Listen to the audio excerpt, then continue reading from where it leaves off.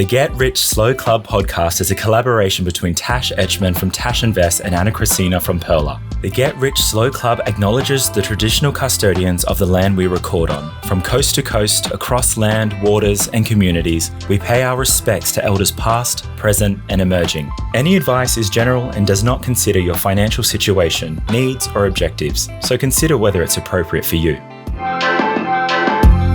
Welcome to the Get Rich Slow Club podcast, where we take you from beginner to confident investor, where we can teach you everything you need to know about investing. So come get rich slow with us. This episode is one we get a lot of questions about. It's about HECS Help debt. Should you pay it off early? Should you make extra repayments? What should you do with it? Well, we're going to dive deep into this. But before we do, we're going to talk about our money wins and losses. But first, I had a thought the other day when I was trying to think of my money losses, and I don't really think of any of them as actual losses these days. They're either more learnings or challenges, or you suggested maybe calling them money feels. So thinking about changing it, either money wins and money learnings, money wins and money challenges, or money wins and money feels. Let us know which one you guys would prefer if you send us a message. Yes. What resonates more? Yeah, because it is true, right? It's not a win or a loss. We often just talk about how we feel about it, what are the challenges and so forth.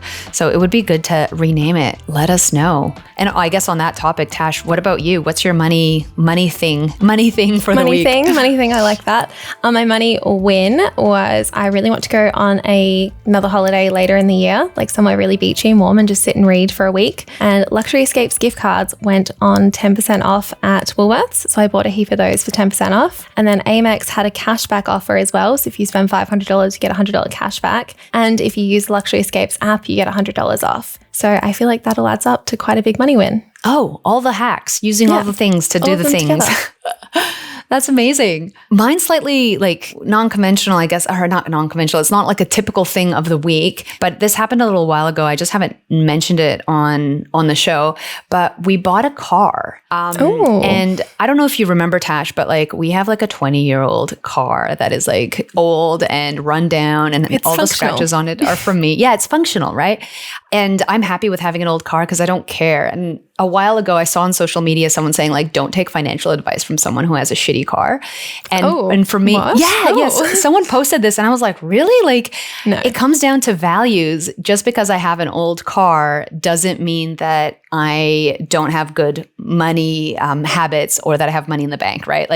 Again, it's about that millionaire neighbor that you don't know they're a millionaire because they don't play the part, right? Anyhow, long story short, we've been talking about getting a new car for a million years, and our family were going to come and visit. Unfortunately, that didn't happen due to a health emergency. Nonetheless, we've been thinking about buying a 7-seater for ages because when people come over, we have kids, we don't have room for everyone to fit in the car. And we did all the research, went to go look for the car. It's a year old, so it's quite new. It's new to us. It's very new because we want to hold on the car for 7 plus 10 years, like a long-term investment, right? Provided nothing happens. And when we went to go pay, they were in shock when we said we didn't need a loan and that we were going to pay cash, because this has been something we've been budgeting for ages. And then my partner and I kind of laughed at ourselves because here we are in our flip-flops and, we don't look the part, right? Mm-hmm. We rocked up with an old car. We're, wearing flip-flops and sweatpants. We do not look flashy, and they were surprised. And it felt really good to feel as though people underestimate your financial capabilities based on judgments, if that makes sense. Yeah, you can't see true wealth. Yeah, actually, true wealth is actually invisible. I think I read that quote once previously. True wealth is invisible because you don't see it. When you see wealth, it is interesting when you're walking around and you do make those judgments without meaning to, just assuming things. And then sometimes you're oh, wait, actually, I assumed that a little bit wrong. It's really interesting. Where did you buy it from? From someone secondhand or from the dealer? From the dealer. We bought it from the dealer. We wanted to, there was a couple things, the different cars that we were looking at, we wanted to get it from a dealer because often they have warranties that are embedded in that you can't get through an individual person. And we just wanted to make sure it's safe because we have kids and all of that included. Did you consider getting a loan at all? No, I did not. I don't know. I just don't want to have any debt. I should have looked into it. I was actually I should have looked into what their repayment plan was, because I've always been kind of taught to buy my car outright. And I know that's not the case for everyone. Like, some people are just not able to. This was something we've been planning to buy this for years. We've been putting it off. And the only reason we pulled the plug at the moment was because we thought family was coming over. So yeah. Exciting. Yeah, I've heard of some people buying them under their business, because then the interest on the loan is tax deductible. So that might be a good idea to get a loan. But yeah, some of the loans seem really high when I see them pop up with 10 or even 15%. That's huge. Yeah, we were talking about that as well, because right now I'm employed, but I'm also a sole trader. I have both, but I don't have a company. And my partner was like, well, in the future, if you ever do that, maybe we should rebuy a car under the car company. So there's assets. All those little tax things that you learn along the way that you haven't considered previously might be really beneficial. Yep, always worth asking an accountant before buying anything big. Yes, indeed. So let's jump into all things HECS Help debt. Because I don't have one, I went to school in Canada, so I'm less familiar with this whole topic. So how about, Tash, I'm going to ask you a bunch of questions, and for everyone else who knows or doesn't know, we can learn together. So first off, what is HECS Help debt? Good question. HECS stands for the Higher Education Contribution Scheme, and HELP stands for the Higher Education Loan Program. So in Australia, when you attend university or TAFE, you can get a HECS Help loan to pay for your studies. You can only get these, though, if you are enrolled in something called a Commonwealth Supported Place, or a CSP, and you meet some conditions like being an Australian citizen or fitting under some other criteria. Unlike the US, where you have to get student loans through private banks or institutions, in Australia, we are really lucky and we can get it through the government, which is awesome. I literally just watched the last week Tonight Show with John Oliver, and he does a deep dive into student debt in the US and how it's trying to be, they're trying to forgive it essentially. And that's a very interesting take for anyone who's interested in how debt or student debt is done in the US. It's mind-blowing with how many hoops you have to jump through to try to pay it off. So I'm very excited that we have a slightly different system here. Yeah, it's scary seeing how crippling that debt can be when people finish university, and especially medical students over there seem to have $200,000 plus loans, which is just wild. And because private companies are the ones who manage those loans, it also is almost near impossible to try to pay off the principal on your debt, which essentially means the interest on it just keeps growing and growing. So now that I have an understanding of how it works in the US, how does it work here? So it doesn't actually attract interest, but it's adjusted or indexed to inflation.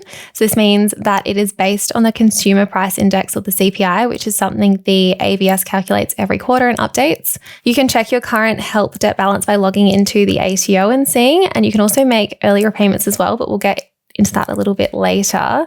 So the main way to repay your HELP debt is by doing it through the tax system. So once you earn over $51,550 in the 23-24 tax year, you'll have to make compulsory repayments. This is automatically done for you through the ATO, so you don't have to worry about doing it yourself manually. Just to clarify, HECS Help payments are only automated once you declare your debt on your tax withholding form, which is given to your employer when you start working for them. We had a listener reach out and share that their employer made a mistake and didn't enter the details from their tax withholding form correctly. This resulted in them having to set up a payment plan directly with the ATO. So while it should all be automated once you've ticked the box, it's a good idea to check your pay slips to ensure your employer is taking out enough to cover your HECS and tax requirements. The ATO website has calculators to help with this, or just double check with your payroll team. So it is indexed, right? And as you've talked about, that's kind of index and inflation is essentially almost the same thing. It's indexed to inflation. Can you talk a little bit about how it's indexed and why is it so important now for people to take notice of it? Yeah, so previously I think there was a bit of a myth going around that you didn't really have to pay interest on the loan and it was an interest-free loan or the cheapest loan that you'd ever get, but that's incorrect. It's just previously only been indexed to keep up with inflation, and it still is. But if you look at the history of it, in 2016 and 2017, it was only indexed at 1.5%, which is tiny, or 2021, it was only indexed at 0.6%. But last year in 2023, it jumped up to 7.1%, which is the highest it's been in so long. So I think it made everyone start noticing it. 7.1 is getting quite high, but it is only keeping up with inflation. Yeah. So it seems like a big jump because I think the year before that it was like 3.9. So that's essentially huge. 10% it's gone up in 2 years, right? Like, and if you are looking at your debt, all of a sudden it seems like you have to pay more and more because of the way that it's indexed. Yeah. But this year it's predicted to be closer to 4 to 5%, which is great. So I think that was just the one-off year. So it's not going to be 7% every single year going forward. And surely people want to know, like, is it worth paying off or not? Because they do hear those things such as it's the cheapest debt you'll ever get. We'll get into that shortly. But let's just talk a little bit about how can you pay them off? How can you pay off this debt? So like I was saying, you make compulsory payments when you reach that income threshold. Like this changes every year. So make sure you check the ATO for up-to-date numbers. But currently it's just over $51,000. That's when the ATO will start taking money out on top of your tax from your weekly pay or monthly pay, whatever it is. So that's all automatically done for you, which is great. But you can also make voluntary repayments. So you can just do this through the ATO as well using BPay. But this is in addition to those compulsory repayments where you decide you want to pay it off earlier. I know that there's a common belief that it's good to pay off your debt every month or something of that sort. And my understanding, it's slightly different than if you were to pay a mortgage off your house where you're paying your mortgage, you're paying down the principal and the interest at the same time. Is that the case with this debt? Yeah, it's a bit different. So indexation's only added once a year on June 1st every year. So a lot of people start talking about it and thinking about paying off extra in May. The government recommends that you pay it off a few business days early because it can take some time to get there. But yeah, if you can pretty much put it into your offset or into your savings account if you'd like, and then transfer it into your HECS debt in May so it's there before the indexation if that's what you want to do. But the unfair bit is that our compulsory repayments are only added when we do our tax return from July onwards. So it feels a little bit unfair that they index it in June, but then our repayments for the whole year are only added onto it in July. Ah, gotcha. Yeah, that is a little bit different than other debts that people take on, which I can understand why that feels unfair. Yeah, it just makes it a bit more confusing. Yeah, exactly. So let's talk about what everyone really wants to know. Why would you want to make voluntary repayments? Good question. Using last year's numbers, 7.1% was really high and was higher than most mortgages and savings accounts. So paying it off was a guaranteed way of giving a 7.1% return on your money. Other reasons that people might want to pay it off is because you want to increase your borrowing power to buy a house. So because you are making those compulsory repayments, your available income is lower while you're paying off your HECS debt. And with house prices so high at the moment and interest rates so high, by paying off your HECS debt, you're pretty much freeing up that income and therefore increasing your borrowing capacity, which is great. If you want to be debt-free, you can pay it off too. And if you don't really have anywhere else to put that money, so if you don't have a home loan, you don't have a personal loan, you've got heaps of savings sitting around and you just want to do something with your money, maybe it's a good idea to pay it off. Okay, so that makes sense why someone would want to pay it off. Why would someone maybe not want to pay off this debt? It's one of the only debts you don't have to pay off until you reach a certain income threshold, and you can't get your repayments back if something goes wrong. So the great thing with this is if for some reason, if you lose your job or you get sick or you can't work, those repayments stop. And as long as you're under that threshold, those repayments don't have to be made. You've not got debt collectors knocking at your door. If you're in that situation, does it actually pause your loan or is it just that you don't have to pay it at that time? No, I'm pretty sure it doesn't pause your indexation. It keeps going, but you don't have to pay it. So unlike things like your mortgage and your bills, where unfortunately they don't go away if you get sick, you can keep paying off those, but then you don't have to repay your HECS. So I think one of the dangers is if you pay off your HECS debt, that money isn't really available to you at all again, which can be a bit scary. But for example, if you pay off your mortgage or you need to sell some shares, you can do that to get money out, but you can't get money out of your HECS debt again. Yeah, so it's really important to have an emergency fund because it's not as though you can access that money again once you paid it off in the way that you potentially can remortgage your house loan if you need to. That's what you're saying, right? I think HECS should be like the last priority on your list. Like if you've got other goals, do those first because you have the freedom and flexibility to sell those shares or use that. And also the fact that it does pause or you don't need to make those repayments if something happens, and that's great as well because that doesn't happen with any other debts. Some other reasons you might not pay it off is because you have high interest debts such as credit cards or personal loans. So you should probably pay those off first. The indexation changes every year. So make sure to check that and just compare between them. So even with the 7.1% HECS indexation, a lot of credit cards are 20% and personal loans are 15%. So in those situations, it's still better to pay those off first. Yeah, that makes a lot of sense. And I guess that's one of the reasons why people say it's the best loan you can get, because it has been historically quite low. And to your point, credit cards and personal debt is usually way higher than what a HEX Help debt has been. I think the 7.1% scared a lot of people. But when we're thinking about the long-term investment returns of shares, we're looking at 10 years, for example. So if you average out the HEX indexation rates over 10 years, it's actually quite low. So even though you might have high indexation on 1 year, it doesn't mean it's going to continue for the next years. Mm-hmm. So do you have a HEX debt? Yes, I have about 18,000 left on my HEX debt, and I don't pay it off, and I don't think I want to pay it off early. I did think about it last year, but for all the reasons we just mentioned, I've got better things to do with my money at the moment. I prefer to invest it. I prefer to have the safety and flexibility of being able to take it out. And with my income, so when I was earning 100,000, I had to pay off 8 grand back off my Help HEX debt. So I think it's going to be paid off in the next 2 to 3 years anyway, just through compulsory repayments. If I had a really big debt, like 70 or 80 grand, maybe I'd think about paying it off, but I think it's just going to sort itself out anyway. The only thing that would make me pay it off early is if I went to buy another property and I didn't quite have the borrowing capacity for it, then I would pay it off. But it's not looking like I will have to do that. Yeah, I've been talking to a friend actually about their debt and whether they want to pay it off or not. And I think they're of the similar mindset where it's like, well, it's just not worth it. It's paying itself.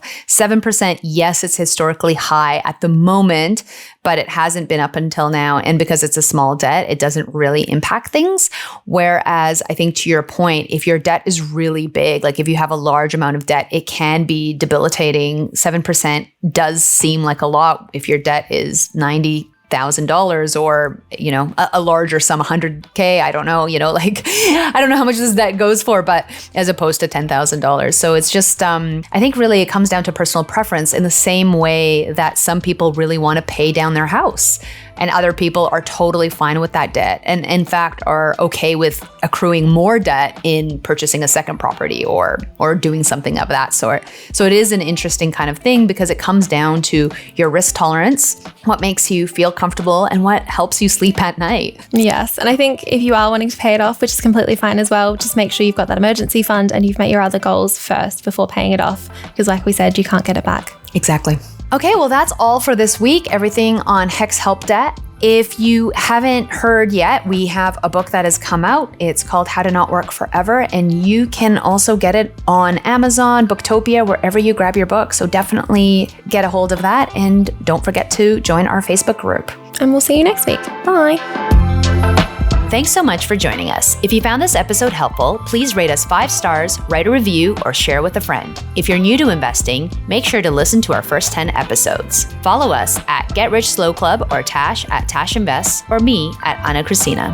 This show was brought to you by Natasha Etchman, who is an authorized representative 1299881 of Guideway Financial Services, AFSL 420367, and Perla, who is an authorized representative 1281540 of Sanlam Private Wealth, AFSL 337927. Knowledge is power, especially when it comes to investing. So make sure you check out our financial services guides and read the product disclosure statement and target market determination for any investments you're considering. See our show notes for more info.